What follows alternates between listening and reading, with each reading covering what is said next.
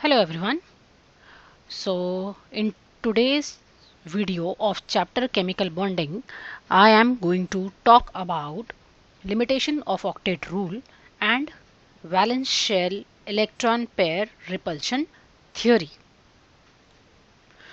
Limitations of octet rule. Actually, octet rule does not explain stability of some molecules. We all know octet rule is based on the inert behavior of noble gases, which used to have complete 8 electrons in valence shell. It is very much useful to explain the structures and stability of so many compounds, but there are so many molecules also which do not follow octet rule. In such compounds, in the central atom, they do not have 8 electrons in their valence shell, but they are very stable.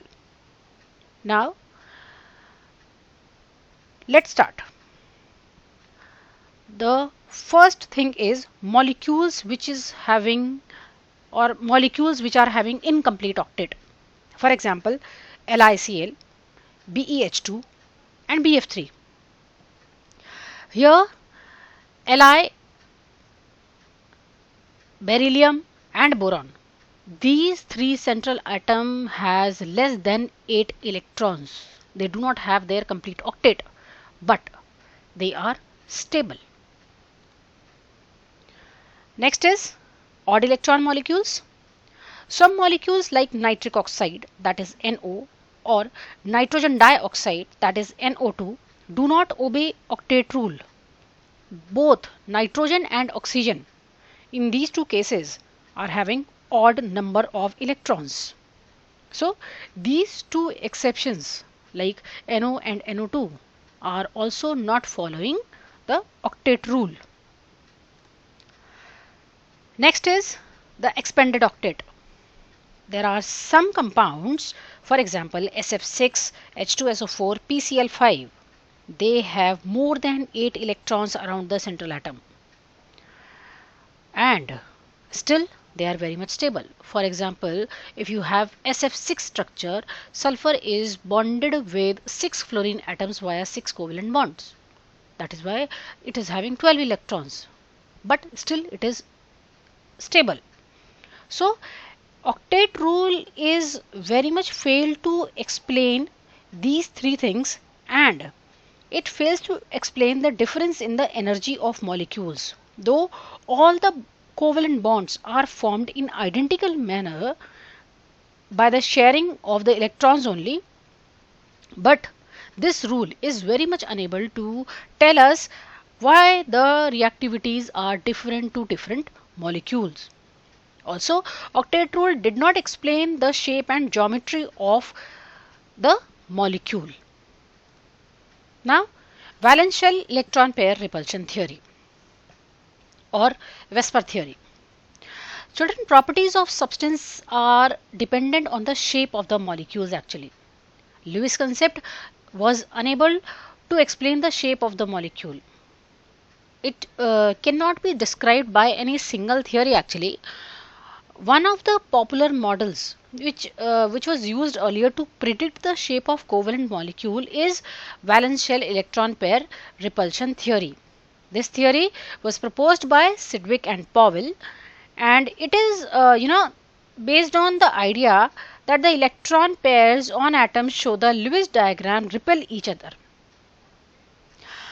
But in a real molecule, they arrange themselves in such a way that there is a minimum repulsion in between them. The arrangement of electrons is called as electron pair geometry. Now, we are going to talk about what all are the postulates of Vesper theory.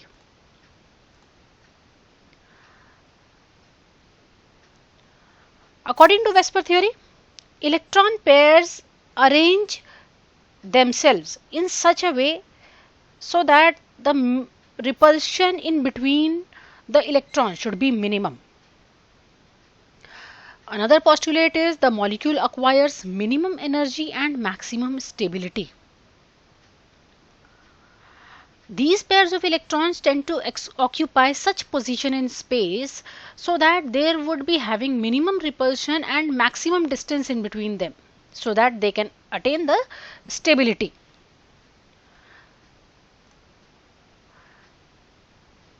Repulsion of other electron pairs by lone pair of electron is stronger than that of bonding pair. When we are seeing the interaction between lone pair and lone pair, it is the strongest. Then the interaction between lone pair and bond pair, it is lower than that the lone pair and lone pair, and the repulsion in between bond pair and bond pair is the lowest. Thus, the number of lone pair and bond pair of electron will decide the shape of the molecule. Molecules having no lone pair of electron is having regular geometry. This is all about the Vesper theory. Vesper theory was able to predict geometry of large number of molecules, especially p block elements, and it was quite successful in determining the geometry accurately, even when the energy difference between the possible structure is very small. So let's see the geometry of the molecules which is having no lone pair of electron, or the lone pair of electron is absent. For example, molecule number 1 is carbon dioxide. Carbon dioxide is having two bond pairs. It is having linear geometry, and other examples are beryllium bromide, and carbon dioxide is another one example. When the electron pairs are 3, for example, boron trichloride, boron trihydride, or boron trifluoride, the geometry is trigonal planar. If the molecule is having 4 bond pairs, the geometry is tetrahedral, and molecules like methane, silicon tetrachloride, and ammonium ion will be having tetrahedral geometry. If there are 5 bond pairs, for example, phosphorus pentachloride, the geometry is trigonal bipyramidal. And the last is, if the number of electron pairs is 6, then the geometry is octahedral. For example, SF6, TEF6, or SEF6. Now, the molecule which are having lone pair of electrons. Now see here, we are representing molecule type, number of lone pair of electron, and number of bond pair of electron, or bonding pairs, bonding electron pairs. For example, AB2E. Here A is central atom. Here B is bonded atom, and E is lone pair of electron. For example, let's take SO2. Here in SO2, S is A, the central atom. With S, there 2 atoms of oxygen are bonded with double covalent bond, and on sulfur there is 1 lone pair of electron. So the shape would be bent shape. Another example of such geometry is ozone. Ozone in central atom, 1 oxygen atom. It is bonded with another 2 oxygen atom via double covalent bond, and central oxygen atom is also having lone pair of electron. Now next is AB3E. Central atom is bonded with 3 another atoms, and it is having 1 lone pair of electron. So the geometry is trigonal bipyramidal. Example, ammonia PCl3. Then AB2E2. A is central atom. With central atom, 2 atoms are bonded, and it is having 2 lone pair of electrons. The shape is bent. For example, ammonia. Now AB4E. A is central atom. With central atom, the 4 atoms are bonded, and the bond pairs are 4 in number, and there is 1 lone pair of electron. SF4 is the molecule, shape is seesaw. Next is AB3E2. With central atom, 3 atoms are bonded, and what is happening?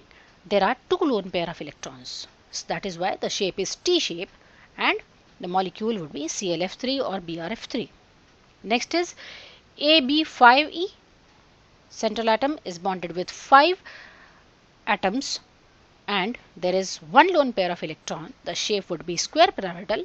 Example is BrF5 or IF5. And the last is AB4E2, where the central atom is bonded with 4 other atoms and it is having 2 lone pair of electrons. The shape is square planar and the example would be XeF4. So this is all about the geometry of some molecules having no lone pair or lone pair of electron. Now, two exceptions. Ammonia and H2O. We are talking about here bond angles in ammonia and water molecule. Actually, the expected geometry in ammonia molecule is tetrahedral with bond angle 109 degree 28 minute. Central atom, nitrogen has 8 electron because it is bonded with 3 hydrogen atom with 3 single covalent bond and 1 lone pair of electron is present with nitrogen atom. So there are 2 types of repulsion in between the electron pair. One repulsion is lone pair bond pair and another repulsion would be bond pair bond pair. So the lone pair bond pair repulsion are stronger than the bonded pairs are pushed inside to reduce bond angle to 107 degree 18 minute and the shape of the molecule will become pyramidal. Similarly, if we talk about water molecule, the central atom is oxygen bonded with 2 hydrogen atoms with sigma covalent bond or sigma bond, and now central atom is having 2 lone pair of electrons. Due to lone pair repulsion, the lone pair are pushed towards the bond pair and the angle is reduced to 104 degree 35 minutes and the geometry of this molecule is angular or V shape or bent. So this is all about the ammonia and water molecule bond angle. Thank you.